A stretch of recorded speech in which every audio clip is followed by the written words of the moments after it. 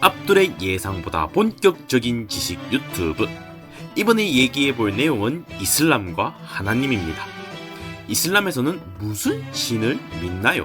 라고 물어보면 대부분의 여러분들이 다들 알라라고 대답을 하실 것입니다.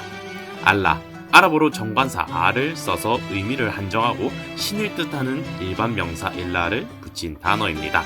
영어로 표현하면 the God이겠네요.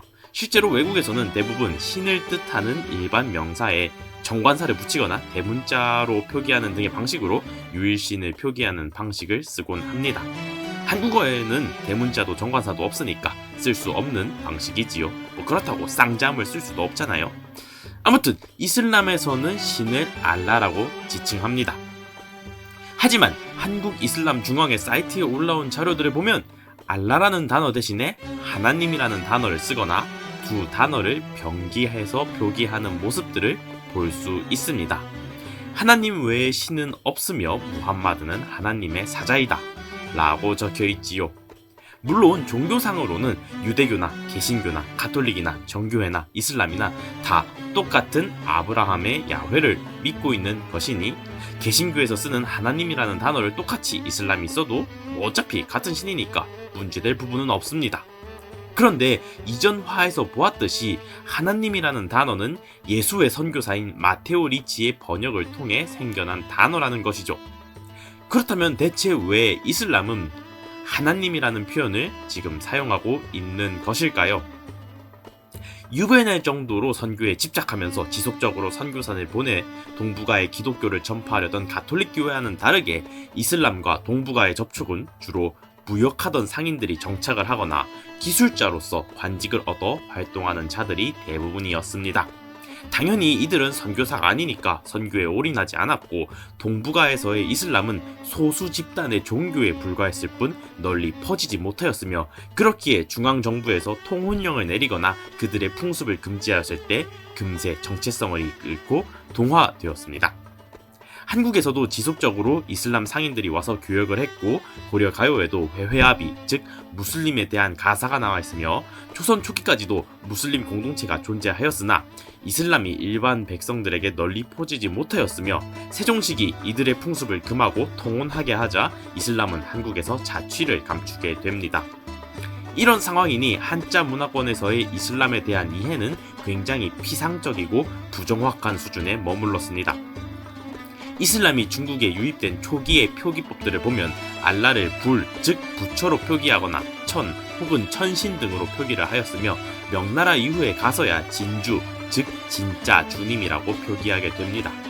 1642년 명청교체기에 이르러서야 최초로 한문으로 쓰여진 이슬람 서적이 등장하는데 바로 왕대여가 저술한 정교진전입니다.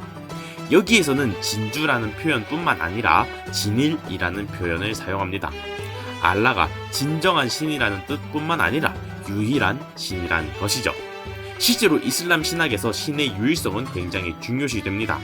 기독교에서의 삼위일체, 즉 신이 하나의 본질을 가지지만 세 개의 위격을 가진다는 논리에 맞서서 이슬람에서는 따오히드, 즉 신의 유일성을 내세우죠. 그래서 나온 왕대어의 표현 진일, 이 표현 그대로만 봐도 하나님이라는 단어와 굉장히 어울리는 것처럼 보입니다. 하지만 우리는 배웠습니다. 첫째로 하나님이라는 단어는 한 분이라서 하나님이 아니라 천주라는 기독교 단어의 한글화 번역으로서 전혀 의미가 맞지 않는 단어라는 것입니다. 둘째로 당시 조선 내에서 이슬람 공동체가 존재하지 않았다는 것이죠. 이 말인즉슨 이러한 이슬람 서적들이 조선으로 넘어오고 조선 무슬림들의 어휘에 영향을 주는 사건 같은 것이 발생하지 않았다는 것이니 진일이라는 단어는 한국 이슬람교와 사실상 연관이 없는 단어라는 것입니다.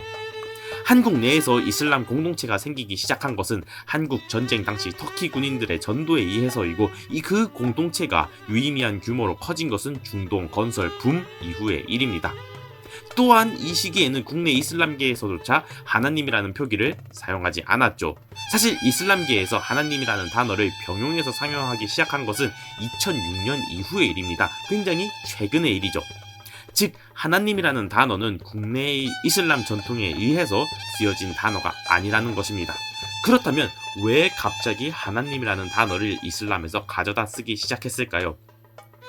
당시 9.11 테러, 탈레반 등의 소식으로 이슬람에 대한 인식이 극도로 나빠지고 있었고, 이에 대한 대처로 이슬람이라는 종교가 다른 아랍의 이방신을 믿는 종교가 아니라 기독교가 믿는 신과 같은 신을 믿는 종교임을 드러내기 위해서 알라는 아랍의 신의 이름이 아니라 아랍어로 하나님을 뜻하는 것임을 설명하고, 이슬람에 대한 편견과 오해를 극복하고자 하는 과정에서 또한 이슬람교의 선교적인 목적으로 기존의 이슬람권에서 써오던 알라라는 표현과 개신교권에서 써오던 하나님이라는 표현을 병기해서 사용하였고, 지금에 이르러서는 오히려 공식 문건에서 하나님이라는 단어를 더 사용하고 있는 것입니다. 근데 하느님이랑 하나님 중에서 하나님을 선택한 이유는 뭘까요?